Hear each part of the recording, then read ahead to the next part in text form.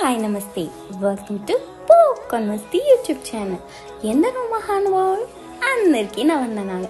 దయచేసి ఈ వీడియోలోకి వెళ్ళే ముందు మా పెద్ద నాయన కోసం ఒక లైక్, సబ్స్క్రైబ్ బటన్ ప్రెస్ చేసి ఆయన దిల్ ఖుష్ చేయండి ప్లీజ్. సో ఈరోజు వీడియో ఏంటంటే, ఒకప్పుడు టాలీవుడ్ ఇండస్ట్రీలో లవర్ బాయ్గా చలమణి అయిన హీరో సిద్ధార్థ్ గారు బ్యాక్ టు బ్యాక్ సినిమాలతో అమ్మాయిల డ్రీమ్ బాయ్గా మారిపోయారనమాట. ఈ మధ్య చాలా కాలం ఇండస్ట్రీకి దూరంగా ఉన్నారనమాట.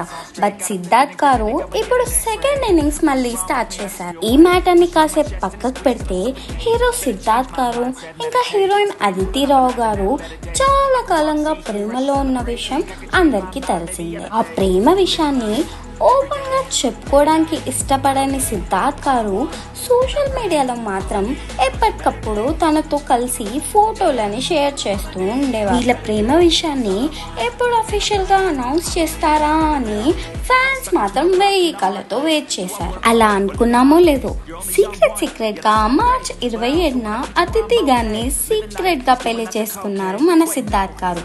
అందరికి షాక్ ఇచ్చారని చెప్పాలి. వనపర్తిలోని ఒక గుడిలో ఆమెతో 7 అడుగులేశారనమాట.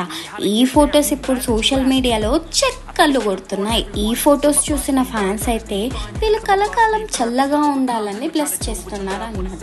సో ఇదన్నమాట అప్డేట్. ఇట్లాంటి అప్డేట్స్ కోసం please like, share and subscribe to popcorn Masti YouTube channel. నవ్వుతూ సబ్స్క్రైబ్ చేయండి ప్లీజ్.